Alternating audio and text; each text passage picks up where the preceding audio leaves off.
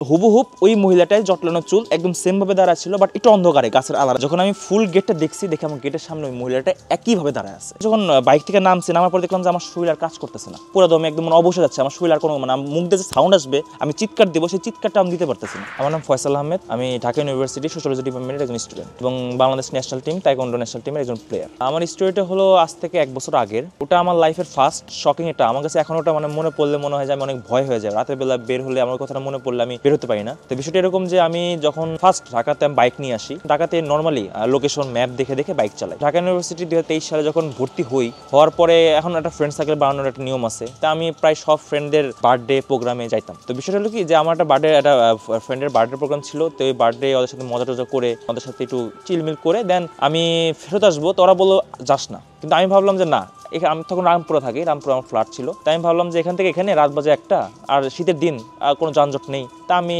Move করতে পারি। তা আমার কোনো সমস্যা নেই, আমি যাই। আর তখন আমাদের হল দেয় নেই, তো ওই মোতাবেক আমি কারো মানে থাকবো যে ওই পরিবেশটাও আমার মনে হয়তো আমি মেকআপ করতে পারতেছিলাম না। আমি রাত 1টা বা 1টা একটু বেশি হবে, আমি বাইক নিয়ে রওনা দিলাম। ভাবলাম যে আমি ওইদিকে না যে হাতিঝিলতে যাই, কারণ হাতিঝিল রাস্তার সঙ্গে ফাঁকা থাকে। আমি বাসা রামপুরা রওনা দিয়ে হুট করে এত শীত, চারদিক দিয়ে কুয়াশা, তো হুট করে মনে এত বাদলো যে ভাবি যে থামি একটা সিগারেট খাই, কারণ অনেক চারদিকে অনেক শীত। তা আমি একটা সাইডে আমার বাইকটা থামা সিগারেট ধরাইছি। সিগারেট কেবল ধরাইছি, মানে বেশি টাইমও লাগে নাই। হুট করে দেখলাম যে আমার পাশে একটা লোক, গায়ে অনেকগুলো কম্বল টাইপের, যে গায়ে লোকজন থাকে, মানে ওই রাস্তায় যেরকম বসে থাকে এরকম টাইপের লোক, একজন আমার পাশে এসে দাঁড়ালো একদম স্থির রোবটের ভিতর। মানে আর ওকে আমি কিছু দেখতে পারছিলাম না, বাট একটা জিনিস দেখতেছিলাম যে ওর চুল সামনের দিকে। ভাবলাম যে পাগল টাগল কিছু হবে, এরকম কিছু হবে। তা আমি জিনিসটা ইগনোর করলাম। কিন্তু আমি সিগারেট টানতেছি আর ভাবতেছি যে উনি একটা চুল পরিমাণ নড়তেছে না। তখন আমার মাথায় একটু খটকা লাগলো, কেন নড়তেছে না কেন? মানুষ তো শীতের দিনে একটু মুভ টুভ করে, বাট তিনি নড়ছে না। দেন আমার একটু ভয়, মানে মনের ভিতরে, বাট আমার ভয় লাগলো যে কোনো পাগল বা কোনো চিন্তাকারী টাইপ হতে পারি, রাতের বেলা আমি একা।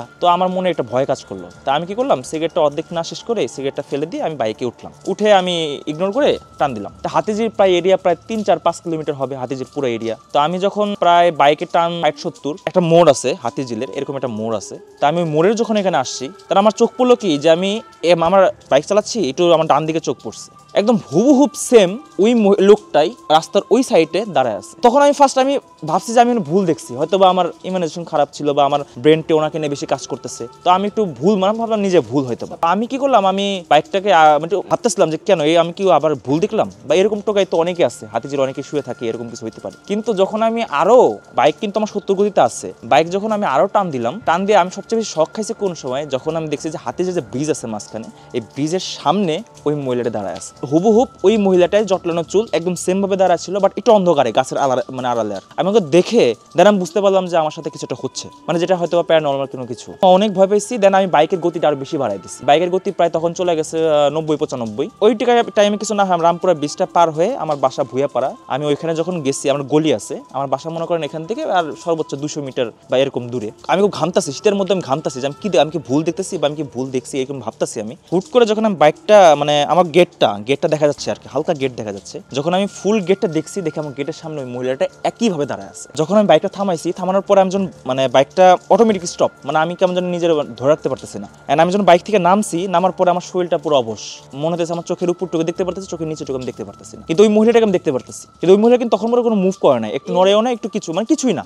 শুরু থেকে একবার দেখলাম, দেন মাঝখান রাস্তায় একবার, আর হাতিঝিলে একবার, এনে 4বার। সময়গুলো বলতে যখন আমি ওই যে ফার্স্টে দেখলাম, আমার বাইকের গতির উপর ডিপেন্ড করতেছে। মানে আমি যখন বাইক চালাইতেছি, আমি প্রায় 1 কিলোমিটার দূর, মানে প্রায় 1 কিলোমিটার আমি পার হয়ে যাচ্ছি, তখন আমি তাকে দেখতে পারতেছি। হাতিঝিল তো এমন না যে এক জায়গায় আমি স্টে করবো, আমি বারবার একটা জায়গায় পার হচ্ছি। তো ওনাকে আমি 2বার, ওইখানে মনে হয় ফার্স্টের জন্য একবার দেখছি, দেন আমি 2বার তাকে দেখছি। দেখার পর যখন আমি বাসার সামনে দেখছি, তখন আমি শক খাইছি। তখন আমি টাইম বলতে পারবো না, আবার 2টা বাজতে পারে, 2টার দিকে বাজতে পারে আর কি। তো যখন আমি দেখছি, দেন আমি যখন বাইক থেকে নামছি, নামার পর দেখলাম যে আমার শরীর আর কাজ করতেছে না, পুরো দমে একদম অবসে যাচ্ছে। আমার শরীর আর কোনো, মানে মুখ দিয়ে যে সাউন্ড আসবে, আমি চিৎকার দেবো, সেই চিৎকারটা আমি দিতে পারতেছি না। কেন যেন এরকম হচ্ছে আমার সাথে, আমি বুঝতে পারতেছি না। দেন আমি কোনোভাবে আমি একটু মানে শুয়ে পড়ছি, আমার মাথা কাজ করে, রক্ত দেখলে যেরকম মানুষের একটু মাথা ব্রেন অন্যরকম কাজ কম করে, সেরকম আমি এরকম হয়ে গেছিলাম। তখন হুট করে আমার একটা ফোন আসে রুম থেকে, আমার রুমে যেজন থাকে আমার রুমমেট, সে ফোন দিছে। যে আমি খালি ফোনের আওয়াজটা পেয়ে আমি খালি কোনো মতো রিসিভ করতে পারছি, আর কিচ্ছু না। দেন সে কি করছে না করছে আমার কোনো সেন্স নাই। আমার আবার সেন্স বলতে আমার চোখ কাজ করতেছে, আমি সব দেখতে পারতেছি, বাট আমার শরীর কোনো কাজ করতেছে। দেন আমি কি করবো, তখন আমি চিন্তা করতাম যে আমার সাথে হয়তো বা আমি শেষ, আমি এর টাইপের একটা মুভ দিছি, হয়তো বা আমি এখন মারা যাবো, এরকম কোনো কিছু। যখন আমি মানে রিয়েলাইজ করলাম যে আমার আশেপাশে কেউ আছে, অ্যান্ড কেউ আমাকে আমাকে ধরছে, মানে টাচ করছে গায়ে। দেন আমি একটা, আমার শরীরের ভিতরে যত চিৎকার ছিল এন্ড আমার শরীরের ভিতরে যত মানে ভয় ছিল সব একসাথে আমি বের করে দিই, এত সাউন্ডে চিল্লায়। দেন তারপর আমার সেন্স নাই, একেবারে সেন্স নাই, আমার কোনো কিছু নাই, মানে আমার একেবারে আমি জানি না, শুধু এতটুকু সেন্স আছে আমাকে কে তুলতেছে সিঁড়ি দিয়ে, আর পর আর কিছু মনে নেই। দেন আমার চোখ খুলে দেখি যে তারপরের দিন সকাল 12টার দিকে, 12:30 দিকে এরকম চোখ খুলে দেখি আমার রুমের আমার পাশে বসে আছে, আশেপাশে মুরব্বীরাও আছে, ওই এলাকার যারা মুরব্বী তারা আমাকে দেখতে আসছে আর কি। তাদের সাথে আমি ওরকম কিছু শেয়ার করি নাই, বাট আমার রুমের সাথে অনেক কিছু শেয়ার করি যে বিষয়টা এরকম আমার সাথে এই হয়েছে। তো সে আমাকে একটা ভালো হুজুরের কাছে নিয়ে যায়। হুজুর আমার কথা শোনার পরে বলে যে তুমি আচ্ছা তুমি নামাজ পড়ো, নামাজ পড়ার পর তোমার সাথে এই বিষয়ে আমি কথা বলছি। হুজুরখানা ওইখান থেকে একটা পানি নিয়ে এসে আমাকে ঝাড়া ফু দিল অ্যান্ড বললো যে তুমি যদি এরকম কোনো কিছু দেখো বা এরকম কোনো কিছু তোমার যদি সামনে পড়ে, অনেক সূরা টূরা আছে, কালেমা টাইবা আছে, এগুলো পড়বা। আর যদি বাইকে গাড়িতে থাকো তার কোনোদিন গাড়ির গতিটা বাড়াবা না। সাপোজ ওই খারাপ জিনিসটা তোমার সামনে এত দূরভাবে আসতে পারতেছে, সে সময় সে তোমার বাইকের পিছনেও বসতে পারে, সে তোমার বাইকের পিছনে বসে ভয়ও দেখাতে পারে তোমার। তো ওই সময় আবার মানুষ কিছু কন্ট্রোল করতে পারে না। পরে আমি একটু আরো বেশি ভয় পেলাম যে আসলে সত্যি তো আমি এত জোরে বাইক চালাতেছি, বাট সে এত তাদের আসতে পারতেছে আমার সামনে, সে তোমার বাইকের পিছনেও বসতে পারে, যদি আমার ক্ষতি করতে চাইতো। সে বলে সে তোমার ক্ষতি করতে চায়নি, হয়তো বা সে তোমার কোনো কিছু খারাপ লাগছে, জাস্ট তোমার ওই যে জায়গাটা থাকে সেই জায়গায় তুমি হয়তো দাঁড়িয়েছিলা, যার কারণে ওদের একটু পছন্দ হয় নাই, যার কারণে তোমাকে একটু ভয় দেখাইছে। বাট এরকম কিছু না, তুমি নামাজ কালাম পড়ো, তার ঠিক হয়ে যাবে। ও আমার শরীরে ঘুরে বেড়ায়। রহস্যময় এমন অনেক ঘটনা পৃথিবীতে ঘটে যার ব্যাখ্যা বিজ্ঞান দিতে পারে না। অবিশ্বাস্য এমন গল্প শুনতে চায় চলতি গল্প বলতে আমাদের সাথে যোগাযোগ করুন। একবার, দুবার, তিনবার। ফোন 0961102759 অথবা ফেসবুকে ইনবক্স করুন।